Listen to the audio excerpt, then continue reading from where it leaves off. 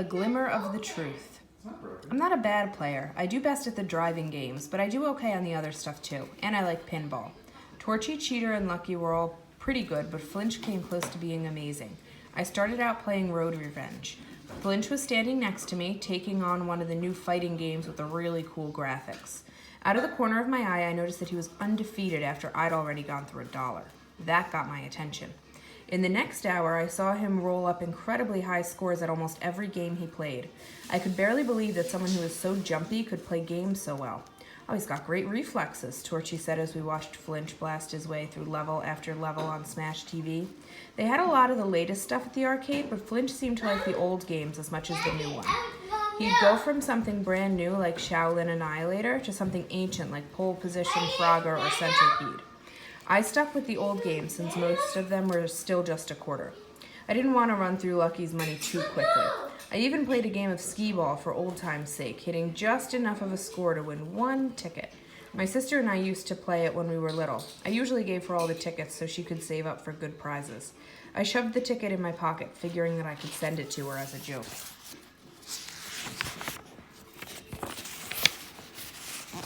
I beat my old high score on Xenon, one of my favorite pinball machines. For a moment, as I stood there, just drinking in the great sounds that washed over me from all the machines, life seemed absolutely fine. Flinch stepped away from Smash TV and went to one of the all-time pinball classics, 8-Ball Deluxe. "Do you want a 2-player game?" Torchy asked me, pointing to NBA Jam. I shook my head. Right then, I just wanted to watch Flinch. There was something odd about the way he used the flippers. "I guess I'll play pinball," Torchy said, stepping up next to Flinch and feeding some change into Excalibur. I think if I just watched Flinch, I might never have noticed what was going on, but with Flinch and Torchy standing side by side, I began to see the differences in the way they played. After a while, I started to understand what Flinch was doing. As the first suspicions grew, a shiver of excitement tingled across my flesh. Beneath the thrill of discovery was a tinge of fear. Even though I was sure I'd figured out what was happening, I didn't quite believe it. A couple minutes before midnight, the lights blinked on and off. "Closing time!" the guy behind the counter shouted. "We'd better get going," Torchy said. It was just as well. I was down to my last 3/4. "Here," I said, handing them to Lucky. "Oh, keep them," he told me. I felt funny about that. "I don't need... Keep the quarters, okay?" He glared at me, his hands clenched as fists. "Yeah, sure, thanks." I wasn't going to get in a fight over it. If he wanted me to have the quarters that badly, I'd keep them. We headed out. I watched Flinch carefully on the way back to school. He didn't do anything unusual, but I decided to keep an eye on him. We got inside without any trouble. Much to my surprise, climbing up was a lot less scary than climbing down. As Lucky hauled in the ladder and stuck it under his bed, his eyes honed in on the open closet. My eyes honed in on the open closet. I couldn't help but gasping.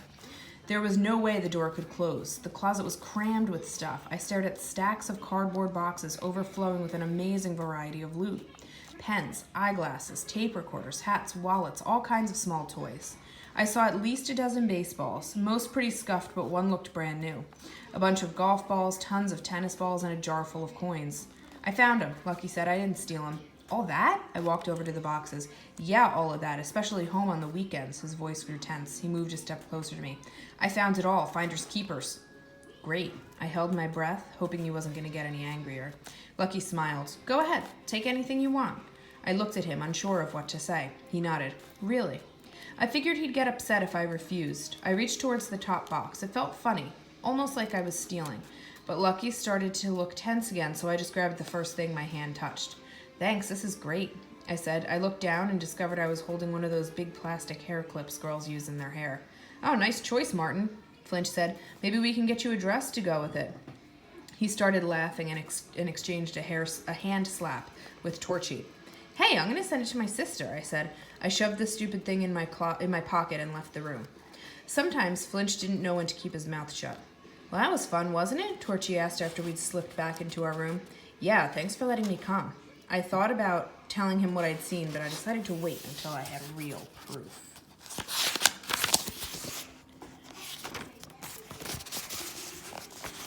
It wasn't as simple as I'd hoped. After spending most of Saturday trying to study Flinch without being obvious about it, I had learned absolutely nothing. I realized it might be better to get information first, so I decided to do some research. If I was right, everything I knew about the world was about to change. Everything I knew about the whole universe, for that matter. After breakfast Sunday morning, when all my classmates were hanging out and relaxing or spending quality time at home with their parents, I went down to the school library down on the first floor. The librarian, I think it was some guy who taught the history lecture, seemed shocked to see someone, or annoyed that I had disturbed his nap. I'm not sure which. Either way, I had the place pretty much to myself. I wasn't exactly sure where to start, so I wandered around reading the titles of the books on the shelves. I knew I could look something up in the computer catalog that listed all the books in the library, but I didn't even know what to look under. It was like trying to find a word in a dictionary when you didn't know how to spell it. But at least the library didn't have as many books as the dictionary had words. "Can I help you?" the librarian asked after I'd scanned the shelves for 10 minutes or so. He walked over to me but stopped several feet away as if I might be contagious. I guess it drove him crazy watching me search the shelves like someone trying to find the right variety of soup in the supermarket. "Oh, no thanks. I'm just looking." He gave me that special smile teachers use for students who aren't very bright. "Well, if you tell me what you're looking for, I can help you find it." I shrugged. "I won't know what I'm looking for until I find it." "I'll suit yourself, but call me if you need some help." "I will." I resumed my search. There was a lot of interesting stuff. There were some books about dinosaurs and tanks and outer space.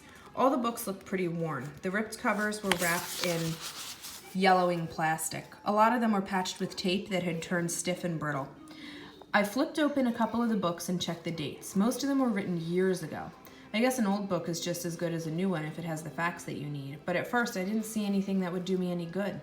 Then I got warm. I spotted a book called A Skeptical Look into the World of the Unexplained. It seemed worth a shot.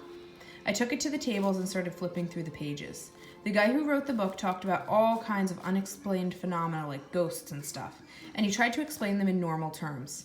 Some of the stuff he'd investigated was obviously fake. He'd caught people making thumping sounds and pretending it was a ghost or using hidden springs to make objects fall off a shelf. There were all kinds of frauds out there. Some of them were after money and some just wanted attention. I wasn't interested in the fakes. The most important thing I got from the book was a list of words for what I wanted to learn about. I brought a notebook with me. I wrote down the words: clairvoyance, telepathy, telekinesis, and several others. Then I went to the computer. It was just an old piece of junk with a green screen, and the software was pretty lame, but it had all the books in the library on file so you could search titles and subjects. I noticed the librarian giving me a smug look like he'd won some sort of contest. I ignored him. I searched the computer for the words that I'd found. There weren't any books on the subject. That didn't surprise me. It wasn't the sort of thing a school library would have, so I tried the encyclopedia. Bingo.